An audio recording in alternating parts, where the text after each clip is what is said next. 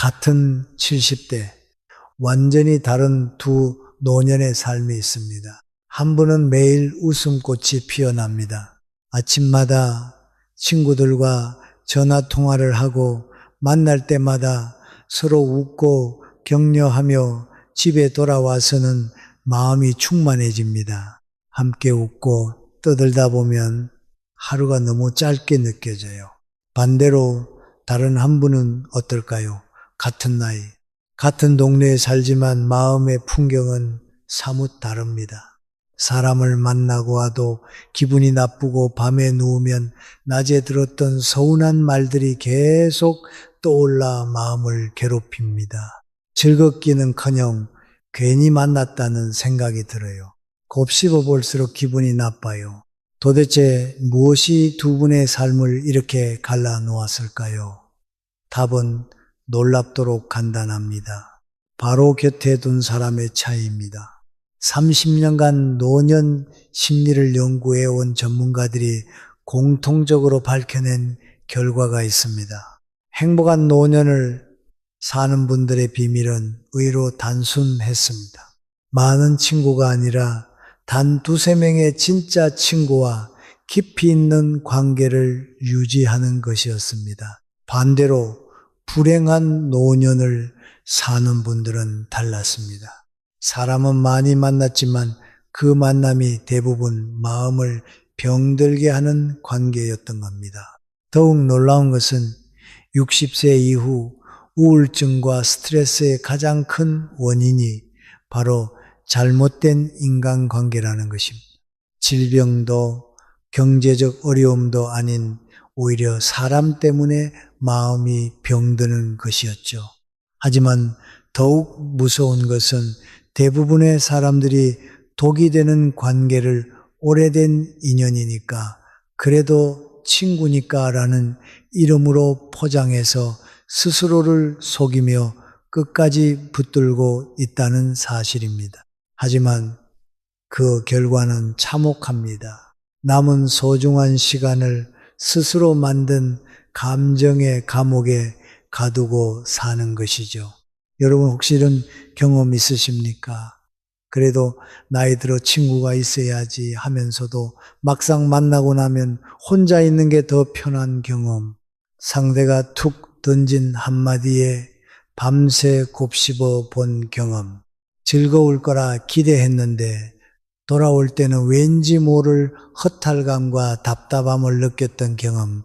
혹시 고개가 끄덕여지신다면 지금부터 말씀드릴 이야기는 여러분 인생의 후반부를 송두리째 바꿔 놓을 수 있는 전환점이 될 겁니다. 그 전환점의 첫걸음은 노년에 절대로 사귀면 안 되는 사람 5가지 유형을 분명히 구분하는 것입니다. 이 5가지만 잘 구분해도 여러분의 남은 인생은 훨씬 가볍고 자유로워질 겁니다. 마치 가슴에 얹힌 돌덩이가 사라진 것처럼 말입니다. 그리고 마지막 5가지 유형 중에서도 압도적으로 절대로 곁에 두면 안 되는 사람은 여러분께서 결코 예상하지 못하실 인물일 겁니다. 이제부터 여러분의 인생 여정을 지혜롭게 살아갈 길잡이를 나누어 보겠습니다. 여러분의 귀한 의견을 댓글에 남겨주세요. 소중한 구독과 좋아요 부탁드리며 시작하겠습니다. 여러분 혹시 이런 말 들어보신 적 있으신가요? 우리 집은 이번에 또 5천만 원이나 올랐어. 듣는 순간 어떤 기분이 드십니까? 그냥 웃어 넘기면 될 것 같지만 마음 한구석에서는 묘한 허탈감이 스며들곤 합니다. 첫 번째로 피해야 할 사람은 바로 우월감 중독자. 이들의 특징은 한 가지입니다. 자신의 가치를 다른 사람과의 비교를 통해서만 확인할 수 있다는 것이죠. 72세 박 선생님의 경우 매월 있는 동창 모임이 점점 두려워졌다고 합니다. 왜일까요? 모임에만 가면 누구는 자식이 좋은 차를 샀다, 누구는 아파트가 얼마나 올랐다. 누구는 연금이 얼마다 그런 얘기만 나와요. 처음엔 대수롭지 않게 들었는데 집에 돌아오면 자꾸 우리 집과 비교하게 되더라고요. 그러면 괜히 가족들에게 짜증이 나고 내가 뭔가 부족한 사람인 것 같은 기분이 들어요. 이게 바로 우월감 중독자가 만들어내는 독성입니다. 우월감 중독자들의 대화 패턴을 분석해 보면 흥미로운 점을 발견할 수 있습니다. 이들은 절대 상대방에 대해 묻지 않습니다. 대신 자신의 성공담, 자랑거리만 늘어놓죠. 그리고는 마치 상대방이 부럽다는 반응을 보이기를 기다립니다. 더 교묘한 건 겉으로는 걱정하는 척 하면서 자랑을 섞어 넣는 경우입니다. 요즘 경기가 안 좋다던데 괜찮아? 우리는 다행히 투자를 잘 해놔서 오히려 수익이 났어. 이런 식으로 말이죠. 심리학에서는 이런 현상을 상대적 박탈감의 전염이라고 부릅니다. 즉, 우월감 중독자 옆에 있으면 자연스럽게 자신이 부족하다는 느낌에 빠진다는 뜻입니다. 실제로 한 연구에서는 이런 결과가 나왔습니다. 일주일에 3번 이상 비교성 대화에 노출된 노인들의 경우 그렇지 않은 그룹에 비해 우울 지수가 40% 높게 나타났습니다. 더 심각한 건 수면의 질까지 떨어진다는 점입니다. 그렇다면 우월감 중독자들이 왜 이런 행동을 반복할까요? 사실 내면에는 깊은 불안감이 숨어 있습니다. 자신의 가치를 확신하지 못하니 끊임없이 남보다 우위에 있다는 걸 확인하려는 거죠. 마치 구멍난 물통에 계속 물을 부어 넣는 것과 다르지 않습니다. 그러니 이들은 절대 만족하지 못합니다. 세상엔 언제나 자신보다 더 가진 사람이 있기 때문입니다. 결국 평생을 불안과 비교 속에서 살게 되죠. 그런데 문제는 그 불안이 주변 사람들에게까지 전염된다는 점입니다. 우월감 중독자와 자주 만나다 보면 자연스럽게 나도 뭔가 더 성취해야 하는 건 아닐까라는 압박감을 느끼게 됩니다. 이런 사람을 구분하는 방법은 의외로 간단합니다. 대화의 90% 이상이 자신의 이야기이고 상대방의 소식에는 별로 관심을 보이지 않는다면 우월감 중독자일 가능성이 높습니다. 특히 주의해야 할 패턴이 하나 더 있습니다. 상대방이 좋은 소식을 말할 때 즉시 자신의 더 좋은 소식으로 화제를 돌리는 경우입니다. 이건 명백한 우월감 중독의 징후입니다. 진정한 친구라면 어떨까요? 여러분의 작은 성취도 진심으로 축하해주고 자신의 어려움까지도 솔직하게 나눌 수 있는 사람일 겁니다. 하지만 우월감 중독자는 절대 자신의 약점을 드러내지 않습니다. 다음으로 우월감 중독자보다 더 위험한 두 번째 유형은 겉으로는 따뜻한 친구처럼 보이지만 속마음은 전혀 다른 사람들입니다. 그들의 정체는 무엇일까요? 그거 별거 아니야. 여러분이 기쁜 소식을 전했을 때 이런 반응을 보이는 사람이 있다면 지금 당장 경계해야 합니다. 두 번째로 피해야 할 사람은 질투의 화신입니다. 이들은 여러분의 불행은 위로해 주지만 여러분의 행복은 절대 축하하지 못하는 사람들입니다. 69세 박 여사님의 경험담을 들어보겠습니다. 박 여사님은 며느리에게서 너무 마음에 드는 예쁜 구두를 선물 받아 친구들 모임에 신고 나갔습니다. 그런데 그 신발을 본 한 친구가 이렇게 말했습니다. 이거 유행 지난 거잖아. 며느리가 센스가 별로네. 그 말 듣자마자 박 여사님의 얼굴은 화끈거렸습니다. 분명히 예쁘다고 생각했던 구두가 갑자기 촌스럽게 보였고 괜히 며느리를 원망하는 마음까지 생겼다고 했습니다. 이게 바로 질투의 화신이 만들어내는 독성입니다. 상대방의 기쁨을 순간적으로 독으로 바꿔버리는 능력이 있습니다. 질투의 화신들은 이렇습니다. 첫째, 이들은 여러분이 힘들 때는 적극적으로 위로해 줍니다. 하지만 여러분에게 좋은 일이 생기면 갑자기 차갑게 돌변합니다. 둘째, 이들은 절대 직접적으로 질투한다고 말하지 않습니다. 대신 걱정돼서 현실적으로 생각해봐서 같은 이유를 대며 기쁨의 찬물을 끼얹습니다. 셋째, 이들과 함께 있으면 좋은 소식을 나누기가 점점 두려워집니다. 어차피 기분만 상할 테니까요. 영국 런던대의 뇌영상 연구에서 밝혀진 놀라운 사실이 있습니다. 사람이 질투를 느낄 때 활성화되는 뇌 부위가 실제 신체적 고통을 느낄 때와 동일한 부위라고 합니다.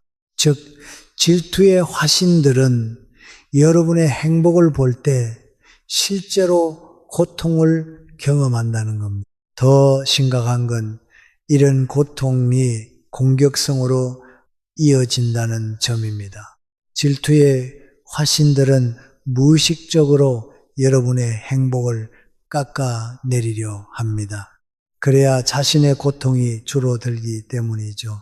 한 심리학 실험에서는 또 이런 결과가 나왔습니다. 친구의 성공 소식을 들은 후 질투 성향이 높은 사람들의 스트레스, 호르몬 수치가 300% 증가했습니다.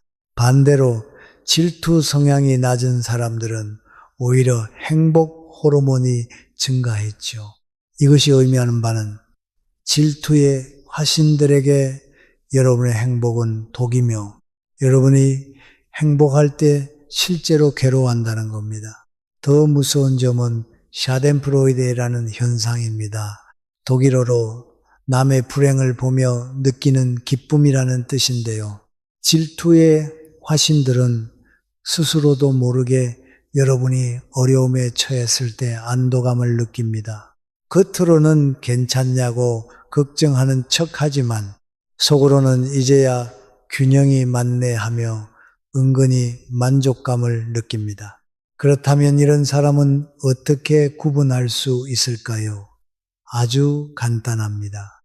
여러분에게 좋은 일이 생겼을 때 반응을 보시면 됩니다. 진짜 친구라면 정말 잘됐다. 축하해 하고 바로 기뻐해 줍니다. 반면 질투의 화신은 그래. 근데 말이야 하고 부정적인 말을 덧붙이거나 아예 화제를 바꿔버립니다. 더 정확한 테스트 방법도 있습니다. 작은 성취라도 있을 때마다 기록해 보세요. 그리고 주변 사람들의 반응을 적어두는 겁니다. 몇 달만 지나면 누가 진정으로 여러분을 응원하는 사람인지, 누가 질투의 화신인지 명확하게 드러날 겁니다. 결국 질투의 화신과 자주 어울리면 어떻게 될까요? 여러분은 점점 행복을 숨기게 됩니다. 좋은 일이 생겨도 말하지 못하고 기쁨마저 혼자 삼켜야 합니다. 이것이야말로 노년의 삶에서 가장 큰 비극 중 하나입니다. 다음 세 번째 유형은 무서운 반전입니다. 겉으로는 가장 가까운 사람인 척하지만 속내는 전혀 다릅니다. 우리 사이에 뭘 그렇게 따져? 이 말을 들으면서도 뭔가 불편했던 경험 있으시죠? 네 번째로 피해야 할 사람은 경계선 파괴자입니다. 이들은 친밀한 관계라는 이름으로 여러분의 모든 경계를 무너뜨리려 합니다.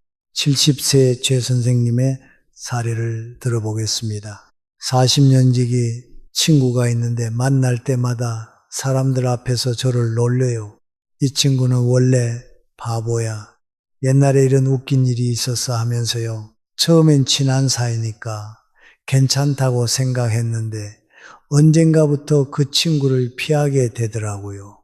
또 어떤 창피한 얘기를 할지 모르니까요. 경계선 파괴자들의 가장 무서운 점은 자신들의 행동을 친밀함의 표현이라고 포장한다는 것입니다. 진짜 친밀함은 상대방의 경계를 존중하는 것에서 시작한다는 것을 모르는 겁니다. 하버드대 심리학 연구팀은 가까운 관계에서 경계가 무너질 때 사람의 자존감이 어떻게 달라지는가를 알아보기 위해 6개월짜리 실험을 진행했습니다. 참가자들은 모두 친한 사람 때문에 불편했던 경험이 있다고 응답한 50대에서 70대 성인이었어요. 연구팀은 이들에게 매주 일기처럼 대인관계 경험을 기록하도록 했습니다. 예를 들어 친구가 내 사적인 이야기를 다른 사람에게 떠벌렸다라든가 모임 자리에서 농담이라며 나를 놀렸다 같은 사건을 구체적으로 적게 한 겁니다.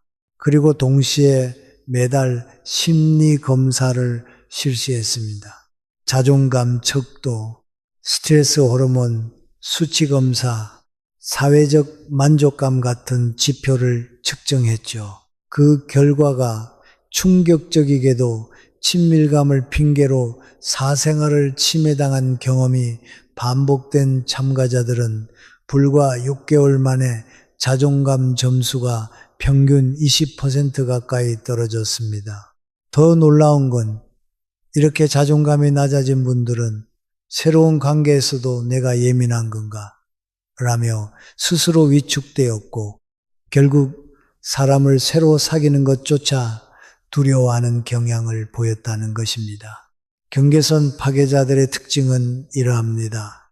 첫째, 이들은 우리 사이에라는 말을 자주 사용합니다.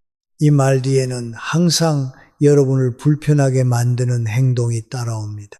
둘째, 이들은 공적인 자리에서 여러분의 사적인 이야기를 아무렇지 않게 꺼냅니다. 그것이 여러분을 얼마나 당황스럽게 하는지는 전혀 고려하지 않죠.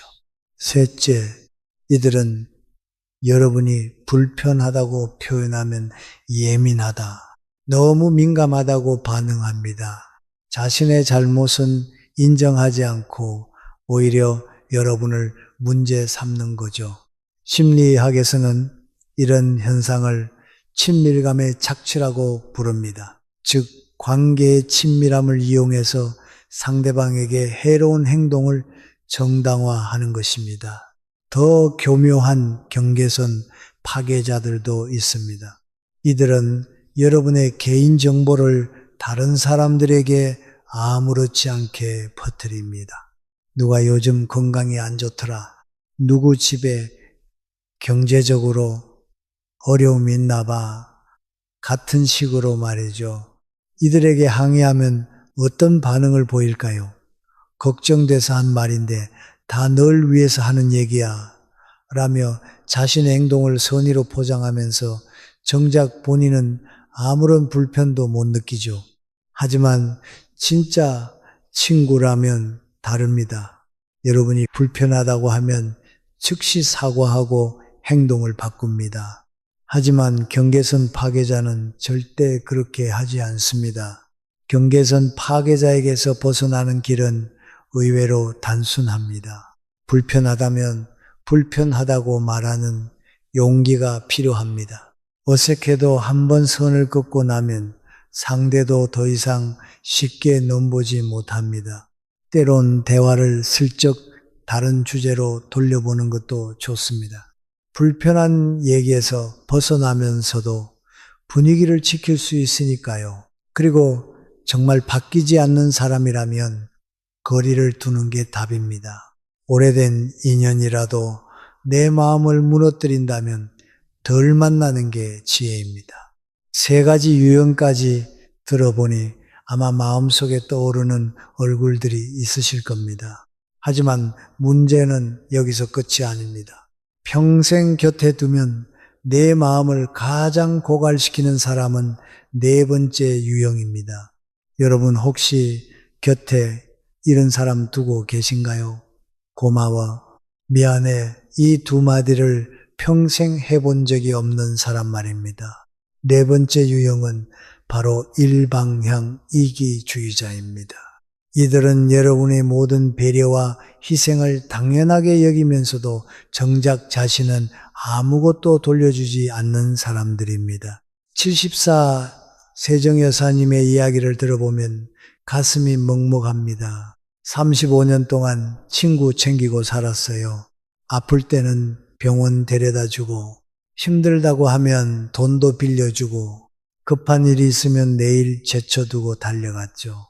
그런데 제가 힘들 때는 어땠을까요? 돌아온 말은 늘 나도 바쁜데 왜 나한테 말해? 여태껏 미안하다, 고맙다. 말 한마디조차 없더라고요. 더 안타까운 건 이들은 받는 데는 둔하면서도 주는 데는 극도로 민감하다는 겁니다. 그래서 여러분이 조금이라도 평소보다 덜 챙겨주면 즉시 섭섭해하죠. 대화도 늘 한쪽으로만 흐릅니다. 자기 얘기로 시작해서 자기 얘기로 끝나요. 내 안부는 묻지도 않으면서 자기 어려움은 한없이 털어놓습니다. 먼저 도와주겠다고 나서는 경우는 거의 없습니다. 하지만 본인 일이 생기면 마치 당연히 해줘야 한다는 듯 요구합니다. 심리학에서는 이런 현상을 정서적 노동의 불균형이라고 부르는데요.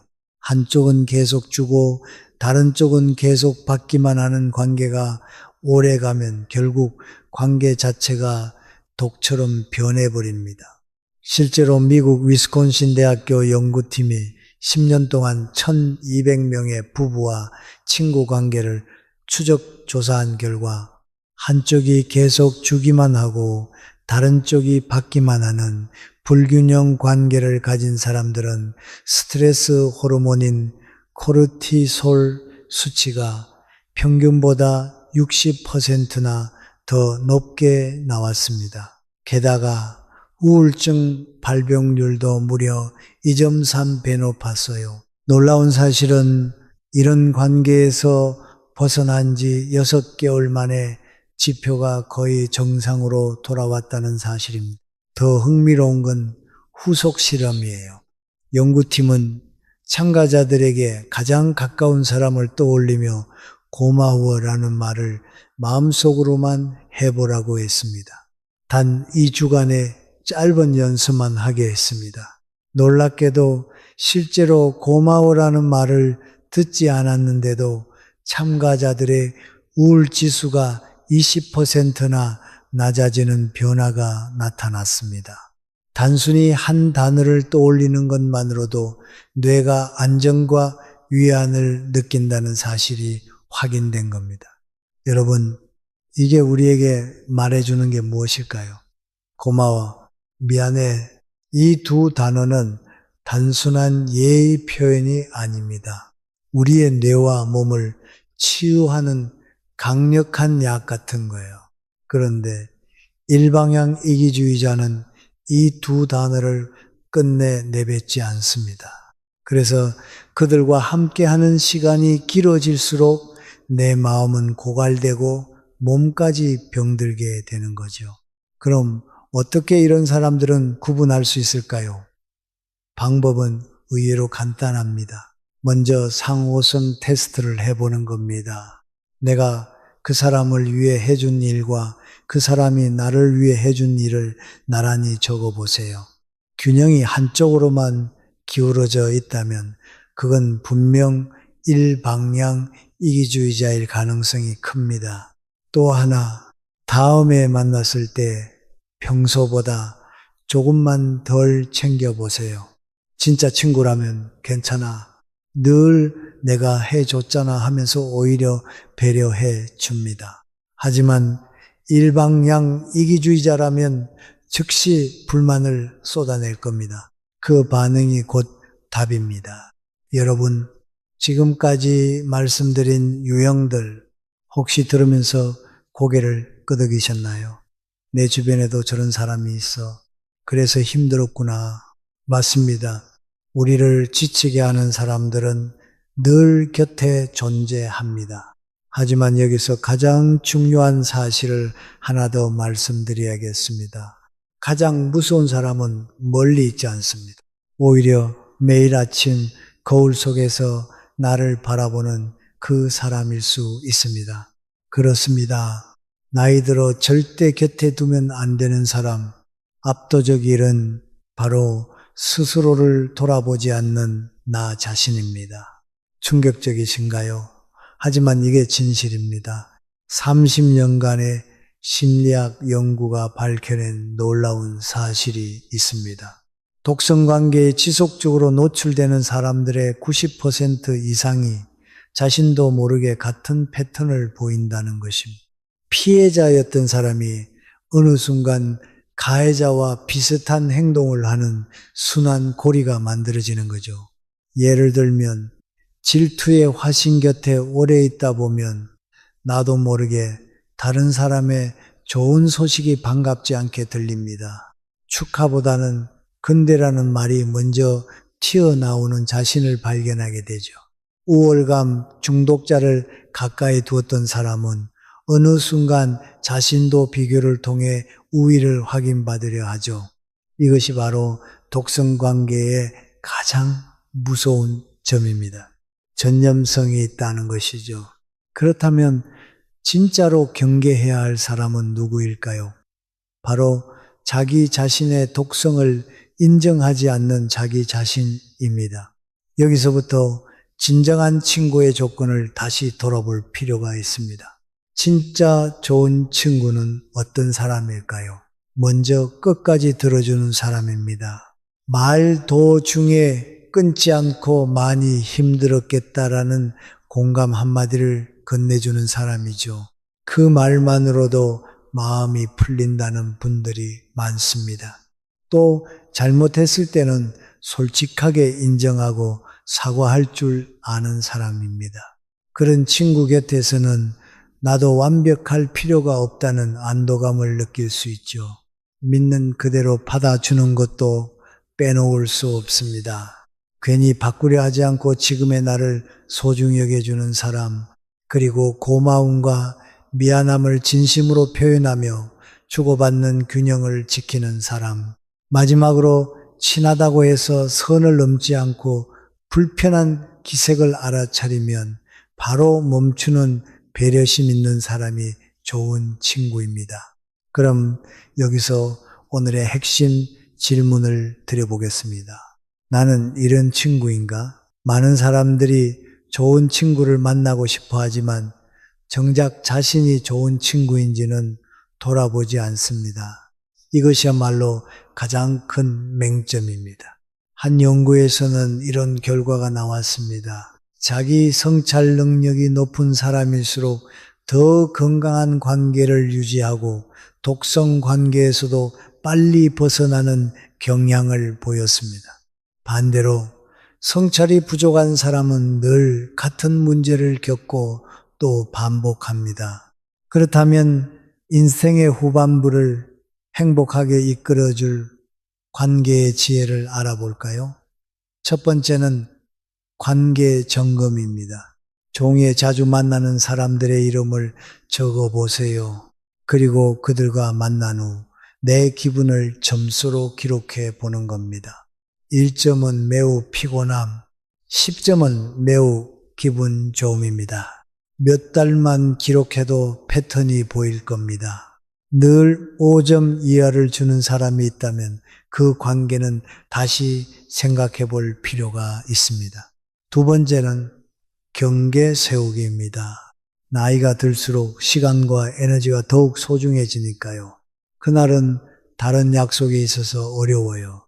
이 이야기는 조금 불편해서 다른 얘기를 했으면 좋겠어요. 이렇게 선을 그어보는 연습이 필요합니다. 처음엔 어색하지만 점점 자연스러워집니다. 세 번째는 새로운 관계 형성입니다. 독성 관계를 정리했다면 이제 건강한 관계를 만들어야 합니다. 하지만 새로운 사람을 만나기 전에 먼저 자신을 점검해 보세요. 나는 어떤 친구인가?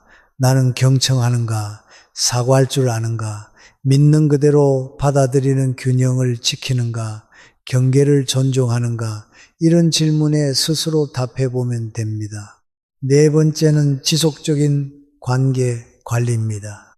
좋은 관계도 관리가 필요합니다. 일주일에 한 번씩이라도 소중한 사람들에게 안부를 전해보세요. 어떻게 지내세요? 요즘은 어때요? 같은 간단한 메시지만으로도 충분합니다. 또한 정기적으로 관계를 점검해 보세요. 혹시 내가 누군가에게 부담을 주고 있지는 않은지, 누군가를 소홀히 하고 있지는 않은지 말입니다. 마지막으로 가장 중요한 것은 혼자 있는 시간을 두려워하지 마세요. 많은 노인분들이 외로움을 두려워해서 독성 관계를 붙들고 있습니다. 하지만 나쁜 관계 속의 외로움이 혼자 있을 때의 외로움보다 훨씬 해롭습니다. 혼자 있는 시간은 자신을 돌아보고 진정 원하는 것이 무엇인지 생각해 볼 수 있는 소중한 시간입니다.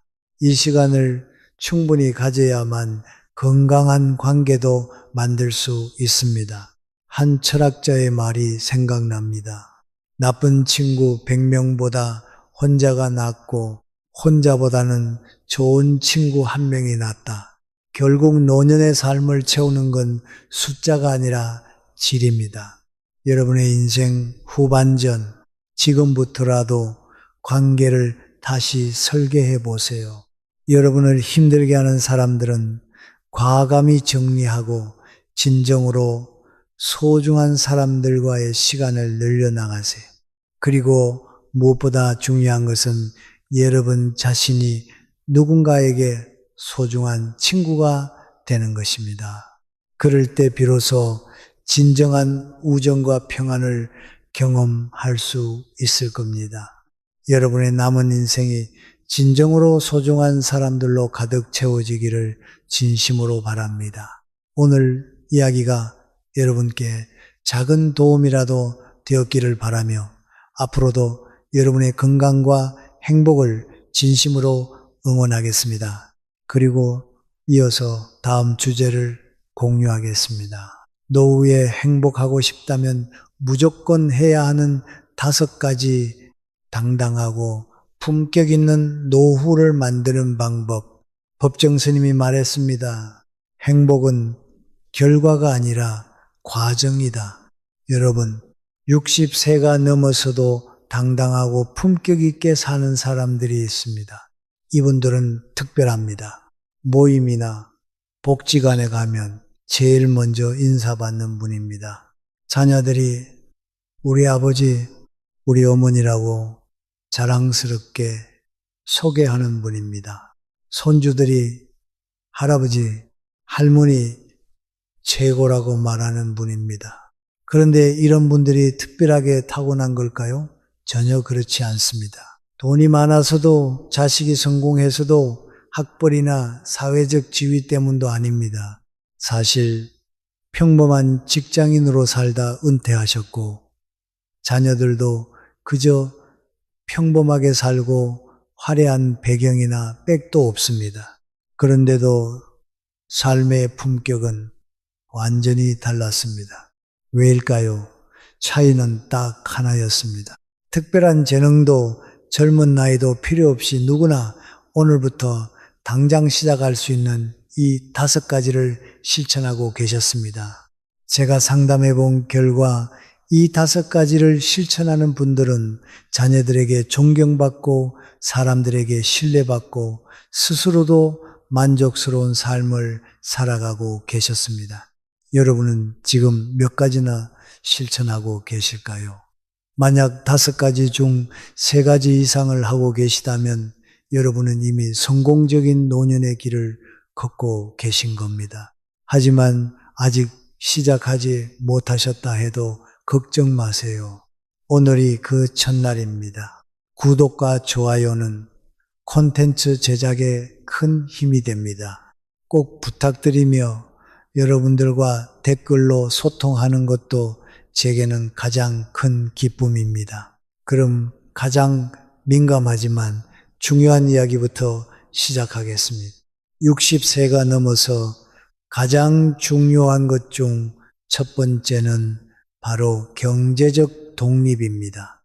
자녀에게 손 벌리지 않고 살 수 있다는 것, 이것만큼 당당한 노년의 조건은 없습니다. 저는 연금이랑 한 달에 고정으로 들어오는 돈이 120만 원이에요. 그래도 괜찮을까요? 지난달 홀로 사시는 70대 여성분이 제게 하신 질문입니다. 저는 이렇게 답했습니다. 중요한 건 얼마를 가지고 계신가가 아니라 그것을 어떻게 관리하고 계신가입니다. 여기서 중요한 질문을 하나 드려볼게요. 60세부터 평균 수명인 83세까지 23년을 산다고 가정할 때 도대체 얼마나 필요할까요? 현실적인 계산을 해보겠습니다. 1인 기준 최소 생활비를 월 150만 원으로 잡으면 연간 1,800만 원입니다. 23년이면 4억 1,400만 원입니다. 여기에 의료비, 경조사비, 긴급 상황을 고려하면 최소 5억 원은 있어야 합니다. 하지만 안타깝게도 대부분의 사람들은 이 금액을 준비하지 못한 채 노년을 맞이합니다. 여러분, 노년이 되면 많은 소득은 기대하기 어렵습니다. 그래서 핵심은 소득보다 지출을 어떻게 관리하느냐입니다. 그래서 경제적 자립을 위해 똑똑한 분들은 이렇게 하십니다. 첫 번째는 소득과 지출을 정확히 파악합니다. 매일 가계부를 쓴 것이 아니라 3개월만 어디에 얼마를 쓰는지 적어보세요. 불필요한 지출 항목만 줄이셔도 매달 10만 원에서 20만 원은 아낄 수 있습니다. 강조드리고 싶은 것은 절약한다고 해서 인색하게 사시는 게 아닙니다. 쓸 때는 쓰되 쓸데없는 낭비는 하지 않는 것이 중요합니다. 두 번째는 작은 소득원을 만듭니다. 하루 종일 일하시는 것은 힘들 수 있지만 하루 2시간에서 3시간 일하는 것은 신체와 정신 건강에 좋고 돈도 벌 수 있으니 일석이조입니다. 요즘은 온라인으로도 일자리를 구하는 방법이 많습니다. 노인 일자리, 여기 홈페이지에 방문하시면 도움이 됩니다. 만약 온라인이 어려우신 분들은 동네 행정복지센터에 들러 노인 일자리 상담받으러 왔습니다 하고 말해보시는 것도 좋은 방법입니다. 세 번째는 고수익을 쫓아 위험한 투자는 절대 하지 않습니다. 큰 돈을 벌 생각보다는 조금이라도 매달 꾸준히 들어오는 금융상품이 훨씬 안전합니다. 네 번째는 절대 건드리지 말아야 할 비상자금을 따로 두세요. 매달 조금씩 모으셔도 좋고 한 번에 은행 예금에 묶어두셔도 좋습니다. 이 돈이 있다는 사실만으로도 마음에 커다란 안정감이 생깁니다. 다섯 번째는 자녀에게 경제적으로 의존하면 아무리 좋은 부모, 자식 관계라도 조금씩 금이 갑니다. 눈치를 보게 되고 하고 싶은 말도 못하게 됩니다. 자녀도 부담을 느낍니다. 이것이 쌓이고 쌓이면 결국 관계가 멀어집니다. 여러분, 자녀에게 물려줄 최고의 유산은 재산이 아닙니다. 마지막까지 당당하고 품격 있게 사는 모습입니다. 경제적으로 자립하면서도 베풀 줄 아는 여유, 그것이 진정한 부모의 유산입니다. 그런데 아무리 통장에 돈이 많아도 병원 침대에 누워 있다면 무슨 소용이 있겠습니까? 건강은 건강할 때 지켜야 한다는 말 귀에 못이 박히도록 들으셨죠? 그런데 정작 실천하는 분은 많지 않습니다. 왜일까요? 당장 아프지 않으니까, 귀찮으니까입니다. 하지만 여러분, 이제는 달라져야 합니다. 60대부터는 건강 관리가 선택이 아니라 필수입니다. 건강을 잃으면 모든 것을 잃습니다. 품격 있는 노년은 건강한 몸에서 시작됩니다.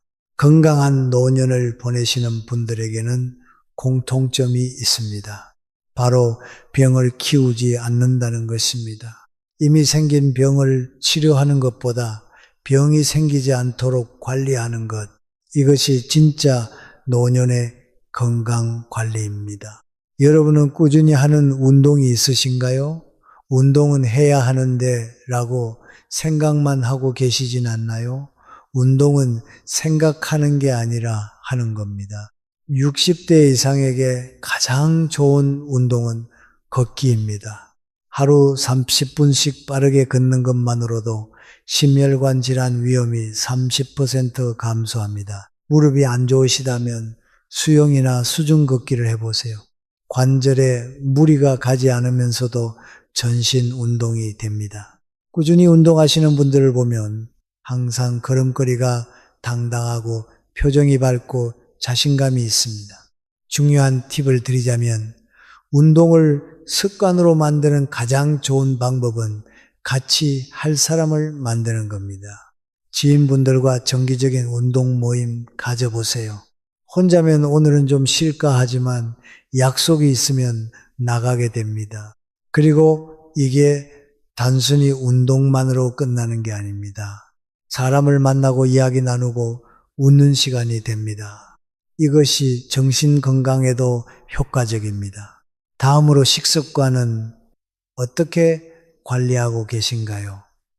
노년이 되면 줄여야 하는 것이 바로 탄수화물과 짠 음식입니다. 그 대신 단백질을 식사 때마다 챙겨 드세요. 나이 들수록 근육이 빠지는데 이를 막으려면 단백질이 필수입니다. 그리고 색깔 있는 채소와 과일, 여러 가지 영양소를 골고루 드세요. 약 이야기도 빼놓을 수 없습니다. 여러분은 하루에 몇 개 약을 드시나요? 적게는 5개, 많게는 15개 이상 드시는 분도 있습니다. 그런데 이렇게 많은 약을 먹으면 약이 상호작용을 일으켜 오히려 건강에 해로울 수 있습니다. 서울대병원 가정의학과 교수는 이렇게 말합니다. 약은 증상을 완화할 뿐 근본적인 치료는 생활습관 개선입니다. 물론 필수적인 약은 반드시 드셔야 합니다. 하지만 담당 의사와 상담하여 정말 필요한 약인지 용량을 줄일 수 있는지 검토해 보세요. 그리고 꼭 하셔야 할 것이 있습니다. 바로 정기 건강검진입니다. 국가에서 제공하는 건강검진만 꼭 받아도 웬만한 질병은 조기에 발견할 수 있습니다. 그런데 많은 분들이 놓치는 것이 있습니다. 바로 정신 건강입니다. 몸은 건강한데 마음이 병들면 삶의 질이 뚝 떨어집니다. 60세가 넘으면 우울증 발병률이 높아집니다. 은퇴, 노후 걱정, 친구들의 죽음 등 상실감을 느낄 일이 많아지기 때문이죠. 명상을 해보신 적이 있으신가요?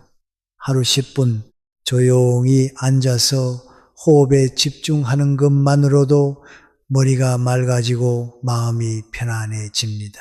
좋아하는 음악도 들으시고 계절마다 잘 차려 입으시고 바람 쐬러 나가세요. 그것도 훌륭한 힐링입니다. 수면 또한 정신 건강의 기초입니다. 저녁에는 커피 같은 음료는 피하시고 잠들기 2시간 전쯤 미지근한 물로 샤워해 보세요. 방의 온도를 18도에서 20도 사이로 맞춰두면 자연스럽게 졸음이 밀려옵니다. 기억하세요. 건강은 노년의 당당함의 기본입니다. 그런데 돈도 있고 몸도 건강한데 머리가 늙으면 어떻게 될까요? 놀라운 사실을 말씀드리면 그 뇌의 노화는 여러분 스스로 만들고 계신 겁니다. 어떻게 스스로 만드는 걸까요?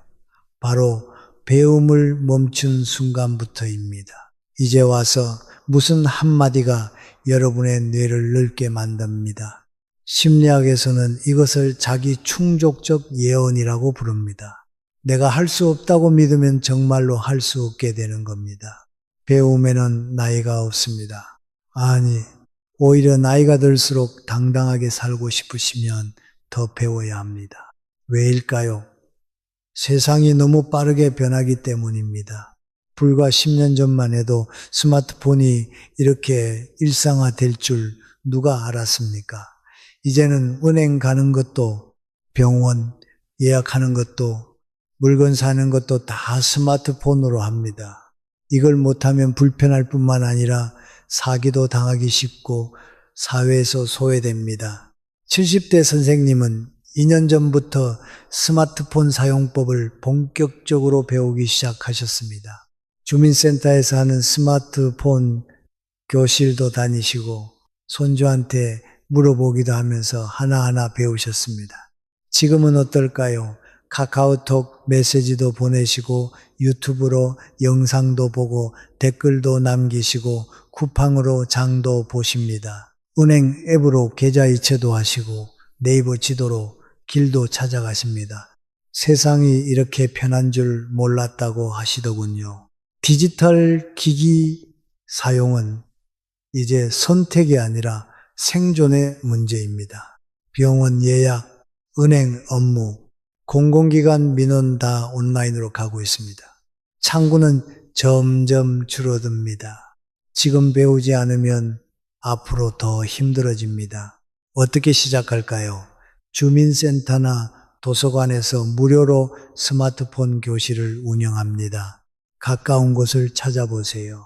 손주나 자녀에게 물어보는 것도 좋지만 너무 자주 물어보면 짜증 낼 수 있습니다. 차라리 또래 친구들과 함께 배우는 게 부담이 없습니다. 서로 모르는 것 물어보고 알려주고 그러다 보면 실력이 맵니다. 최근에는 시니어를 위한 유튜브 채널도 많습니다.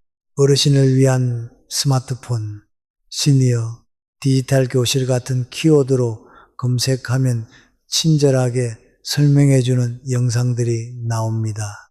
천천히 반복해서 보면서 따라하세요. 조선시대 다산 정약용 선생을 아시죠? 40세에 유배를 떠나 57세까지 18년을 갇혀 지냈습니다. 유배지에 도착했을 때 사람들은 대역죄인이라며 멀리했습니다. 정약용은 이제야 참다운 공부를 할 수 있는 시간을 얻었구나 라며 유배 생활 동안 500여 권의 방대한 저술을 남겼습니다. 유배에서 풀려난 후에도 75세에 돌아가실 때까지 배움을 멈추지 않으셨습니다. 여러분, 배움에는 공부만 있는 것이 아닙니다. 악기는 어떨까요? 뇌과학자들은 악기 연주를 뇌종합운동이라고 부릅니다. 악기를 다루면 손가락을 섬세하게 움직여야 하고 악보를 읽어야 하고 리듬을 기억해야 합니다. 이 모든 것이 뇌의 여러 영역을 동시에 활성화시킵니다. 치매 예방에 이만한 게 없습니다. 완주했을 때의 그 뿌듯함은 이루 말할 수 없죠. 그림 그리기도 좋습니다. 그림을 그리는 동안에는 오롯이 그 순간에 집중하게 됩니다. 과거의 후회도 미래의 걱정도 잠시 있습니다. 심리학에서는 이런 상태를 몰입이라고 부릅니다. 몰입 상태에서는 스트레스 호르몬이 감소하고 행복 호르몬이 증가합니다. 명상과 같은 효과가 있습니다. 주말 농장이나 집안에 나만의 정원 가꾸기도 훌륭한 취미입니다. 씨앗을 심고 물을 주고 싹이 트고 자라는 과정을 보는 것만으로도 힐링이 됩니다. 생명을 돌보는 일은 우리에게 생의 의미를 줍니다. 아침에 일어나 식물에 물을 주는 것, 이것만으로도 하루를 시작할 이유가 생깁니다. 온라인 강의도 활용해 보세요. 요즘 유튜브 하나면 어디서든지 색종이 접기부터 가구 만들기까지 모든 것을 무료로 배울 수 있습니다. 배움에는 끝이 없습니다. 오늘 하나를 배우면 내일은 두 개를 알게 됩니다. 그리고 그 과정에서 여러분의 뇌는 계속 젊어집니다. 명심하세요. 배움을 멈추는 순간 당당함도 멈춥니다. 하지만 배움을 계속하는 한 여러분은 죽는 그날까지 품격 있는 사람입니다. 그런데 아무리 배우고 취미 생활을 해도 이것이 혼자만의 일이 되면은 외롭습니다. 여러분, 진짜 외로움이 뭔지 아세요? 사람들 속에 있는데도 외로운 것, 가족이 있는데도 혼자라고 느껴지는 것, 바로 이것이 가장 깊은 외로움입니다. 하버드 대학교에서 80년간 진행한 연구가 있습니다. 수천 명의 삶을 추적한 결과 행복과 건강을 결정하는 가장 중요한 요인은 돈도 명예도 아니었습니다. 바로 좋은 인간관계였습니다. 나이가 들수록 관계는 자연스럽게 줄어듭니다. 직장 동료들과는 멀어지고 친구들은 하나둘 세상을 떠나고 자녀들은 바빠서 자주 만나지 못합니다. 이것이 현실입니다. 그래서 노년에 좋은 인간관계를 맺고 계신 분들은 이렇게 하십니다. 먼저 배우자와의 관계입니다. 부부가 함께 늙어간다는 것은 축복입니다. 하지만 쉬운 일은 아니죠. 은퇴 후 부부관계가 오히려 나빠지는 경우가 많습니다. 남편분은 바빠서 보이지 않던 집안일들이 보이기 시작합니다. 그리고 이제 시간이 많으니 아내를 따라다니며 잔소리 아닌 잔소리하기 바쁘시고 아내분은 평생 듣는 잔소리를 60 넘어서 다 듣는다며 신세 한탄하십니다. 제가 상담했던 한 아내분이 이런 말씀을 하시더라고요. 돈 잘 벌어오는 남편보다 더 좋은 남편이 뭔지 아세요? 집에 없는 남편이에요. 웃을 수도 울 수도 없는 이야기죠. 해결책은 두 가지입니다. 먼저 각자의 시간을 반드시 가지세요.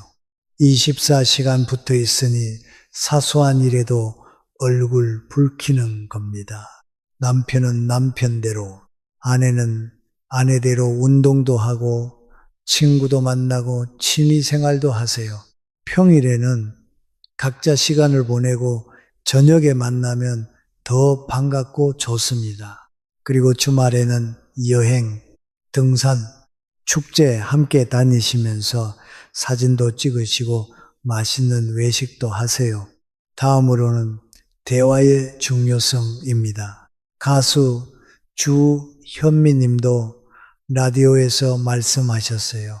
아내들이 바라는 것은 팩트가 아니라 공감과 위로인데 남편분들이 잘 모른다고요. 저도 그 말에 참 공감했습니다. 아내가 접시를 깨뜨렸다고 가정해 볼까요? 남편분들의 첫마디가 그거 하나 깨서 되겠어? 아예 다 깨먹지. 그래, 너는 장식이야 라며 핀잔부터 주시죠. 하지만 정말 아내들이 바라는 첫마디는 여보, 어디 다친 데는 없어? 입니다. 반대로 남편분들도 상처받습니다. 은퇴 후에는 이제 조금 편히 살아볼까 싶습니다. 그래서 TV라도 마음껏 버려치면 아내들은 푸념을 시작합니다. 내 친구 남편은 은퇴하고 집안일도 도와주고 이번에 해외여행도 간다는데 내 팔자가 그렇지 뭐. 남편들은 이런 아내들의 눈치와 비교당하는 한마디에 자존심이 상합니다. 여러분, 배우자는 남은 인생을 함께 걸어갈 친구이자 동반자입니다. 서로 존중하고 배려해 주세요. 이것이 품격 있는 부부의 모습입니다. 다음은 자녀와의 관계입니다. 여러분은 노년에 자식에게 보상받으려고 그렇게 헌신하며 자녀 농사를 지으셨나요? 아니시잖아요. 우리 자녀가 잘 살길 바라는 마음에 그렇게 애지중지 키우셨잖아요. 그런데 이런 분들이 참 많으세요. 남의 집 자식은 매달 용돈을 보내주더라. 이번에 냉장고를 바꿔주더라. 이런 말은 자녀에게 부담과 죄책감을 줍니다. 심리학에서는 이것을 감정적 거래라고 부릅니다. 사랑과 희생을 마치 은행 계좌에 저축하듯 쌓아두고 나중에 이자를 붙여 돌려받으려는 무의식적 기대 말입니다. 내가 너한테 이만큼 해줬으니 너도 나한테 이만큼 해줘야지라는 심리죠. 자녀는 여러분의 은행이 아닙니다. 투자해서 배당받는 상품이 아닙니다. 여러분이 주신 사랑은 빚이 아닙니다. 그러니 갚으라고 하지 마세요. 나중에 우리 자식들이 챙겨줄 거야 라는 기대는 과감히 버리세요. 기대가 크면 실망도 큰 법입니다. 반대로 기대하지 않을 때 받는 작은 관심이 더 고맙고 행복합니다. 자녀가 깜짝 방문했을 때, 예상치 못한 선물을 받았을 때 그 기쁨이 더욱 큽니다.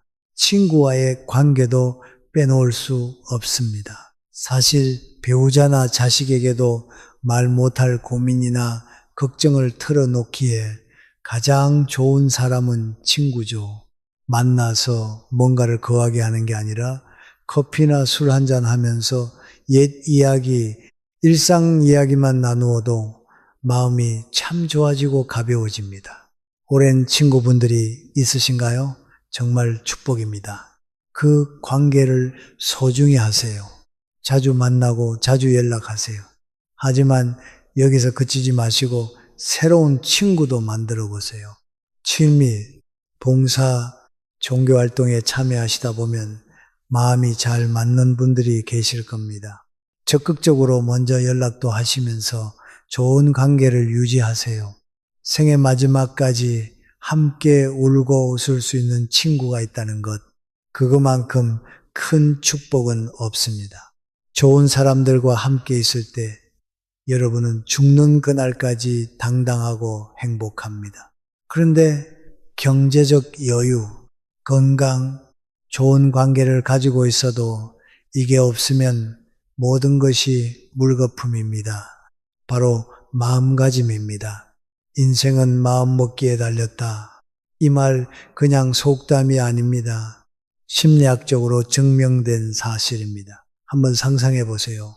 여러분 앞에 컵에 물이 반 정도 차 있습니다. 여러분은 그걸 보시고 어떤 생각이 드시나요? 컵에 물이 반밖에 없는 건가요? 아니면 컵에 물이 반이나 있는가요?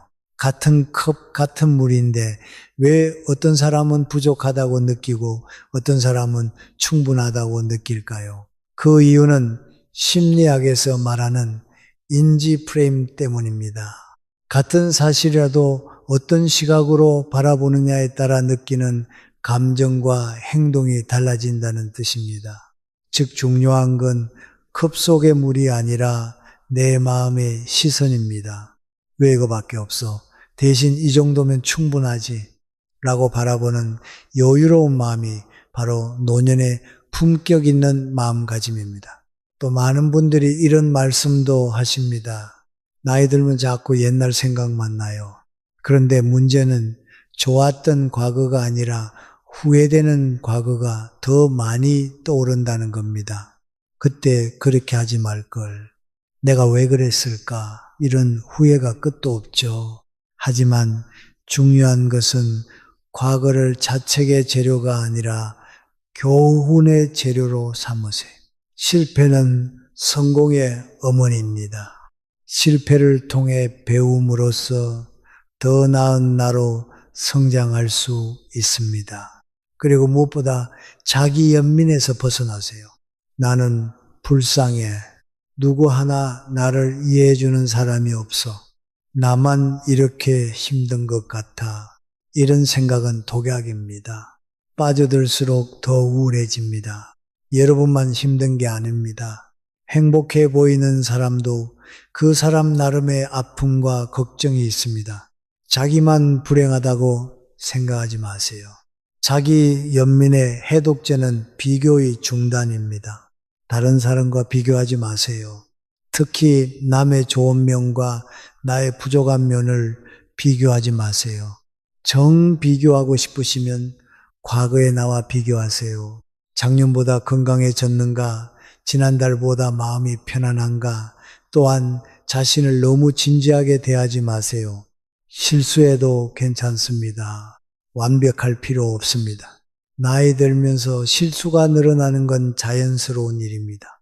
이름을 깜빡하고 안경을 어디 두는지 잊고 같은 말을 반복하고 이게 다 자연스러운 겁니다. 웃어 넘기세요. 나도 늙긴 늙었나 봐 하고 농담으로 넘기세요. 나이 드는 것도 긍정적으로 보세요. 늙었다가 아니라 성숙해졌다입니다. 쇠약해졌다가 아니라 지혜로워졌다입니다. 나이는 저주가 아니라 축복입니다. 많은 사람들이 이 나이까지 살지 못합니다. 여러분은 축복받은 사람입니다. 또 이런 말이 유행했죠. 죽기 전에 꼭 해야 할 버킷리스트. 물론 나쁜 것은 아닙니다. 하지만 더 중요한 것은 오늘의 행복입니다. 큰 행복은 일생에 몇 번 있을까 말까입니다. 하지만 작은 행복은 매일 있습니다. 버스 정류장에 도착했더니 타려고 하는 버스가 딱 맞춰 왔을 때 세탁하려고 바지 주머니를 뒤지다 10,000원을 발견하는 순간 선착순인데 딱 내가 마지막 사람일 때와 같은 소소한 기쁨들이 모여서 행복한 인생을 만듭니다. 자, 이제 하루를 마치고 밤에 잠들기 전에는 이렇게 말하세요. 오늘도 무사히 하루를 마칠 수 있어서 감사합니다. 내일도 좋은 하루가 되길 바랍니다. 뇌과학에서는 우리 뇌는 우리가 반복적으로 생각하는 것을 사실로 받아들인다고 합니다. 그래서 긍정적인 언어는 자신감 있고 당당한 인생의 출발점이 됩니다. 이제 정말 중요한 말씀을 드릴게요. 나이가 들수록 죽음은 가까워집니다. 친구가 먼저 가고 배우자가 아프고 나 자신도 쇠약해지는 것을 느낍니다. 그런데 죽음을 어떻게 바라보느냐가 중요합니다. 언젠가 죽을 텐데 뭐하러 열심히 살아가가 아니라 언젠가 죽을 텐데 지금 잘 살아야지입니다. 죽음이 있기에 지금 이 순간이 귀한 겁니다. 여러분, 영상 초반에 제가 드린 질문 기억하고 계신가요? 여러분은 지금 몇 가지나 실천하고 계신가요? 라는 질문이었는데 영상을 끝까지 시청하신 여러분들의 대답이 궁금합니다. 하나도 못하고 계신가요? 괜찮습니다. 오늘부터 시작하시면 됩니다. 두세 가지 하고 계신가요? 정말 훌륭하십니다. 나머지도 천천히 시작해 보세요. 5가지 다 하고 계신가요? 정말 존경스럽습니다. 여러분은 이미 품격 있는 노년을 살고 계십니다. 나이는 끝이 아닙니다. 새로운 시작입니다. 60세는 인생의 황혼이 아니라 인생의 황금기입니다. 이제 자녀도 다 키웠고 일에서도 자유로워졌습니다. 드디어 나를 위해 살 시간이 온 겁니다. 당당하게 사세요. 품격 있게 사세요. 죽는 그날까지 배우고 사랑하고 웃고 감사하며 사세요. 여러분은 그럴 자격이 충분합니다. 여러분의 내일이 오늘보다 더 빛나기를 바랍니다. 끝까지 시청해 주셔서 감사합니다.